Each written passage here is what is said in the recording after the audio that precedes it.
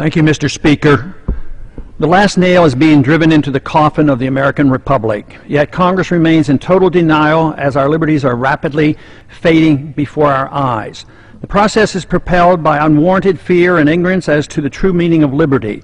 It is driven by economic myths, fallacies, and irrational good intentions. The rule of law is constantly rejected, and authoritarian answers are offered as panaceas for all our problems. Runaway welfareism is used to benefit the rich at the expense of the middle class. Who would have ever thought that the current generation and Congress would stand idly by and watch such a rapid disintegration of the American Republic? Characteristic of this epic event is the casual acceptance by the people and the political leaders of the unitary presidency, which is equivalent to granting dictatorial powers to the president.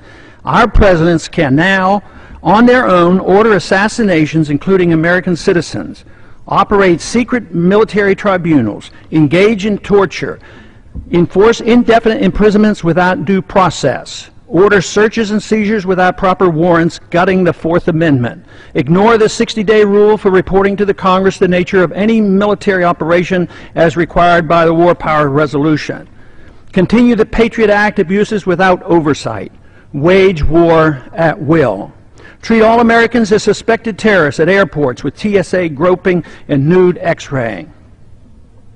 And the Federal Reserve accommodates by counterfeiting the funds needed and not paid for by taxation and borrowing, permitting runaway spending, endless debt, and special interest bailouts. And all of this is not enough. The abuses and usurpations of the war power are soon to be codified in the National Defense Authorization Act, now rapidly moving its way through Congress. Instead of repealing the 2001 authorization for the use of military force, as we should, now that bin Laden is dead and gone, Congress is planning to massively increase the war power of the president. Though an opportunity presents itself to end the wars in Iraq, Afghanistan, and Pakistan, Congress, with bipartisan support, obsesses on how to expand the unconstitutional war power of the president he already holds. The current proposal would allow a president to pursue war anytime, any place, for any reason, without congressional approval. Many believe this would even permit military activity against American suspects here at home. The proposed authority does not reference the 9/11 attacks. It would be expanded to include the Taliban and associated forces, a dangerously vague and expansive definition of our potential enemies. There is no denial that the changes in Section 1034 totally eliminates the hard-fought-for restraint on presidential authority to go to war without congressional approval achieved at the Constitutional Convention.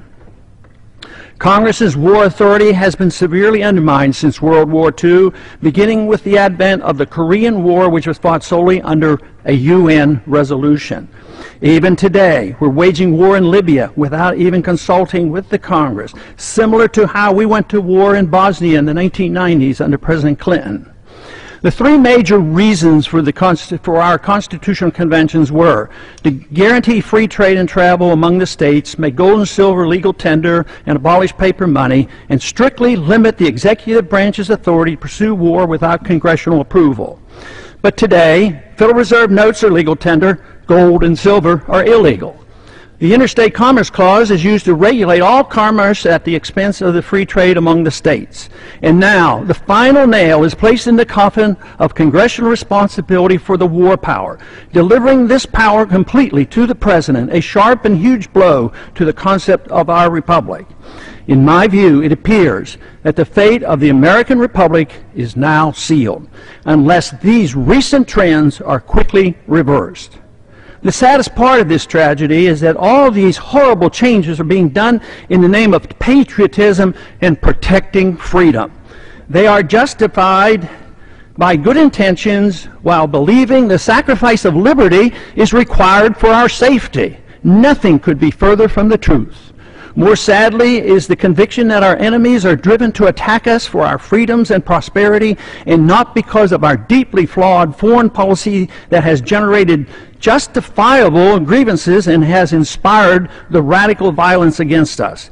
Without this understanding, our endless unnamed, and undeclared wars will continue, and our wonderful experiment with liberty will end. And I yield back the balance of my time.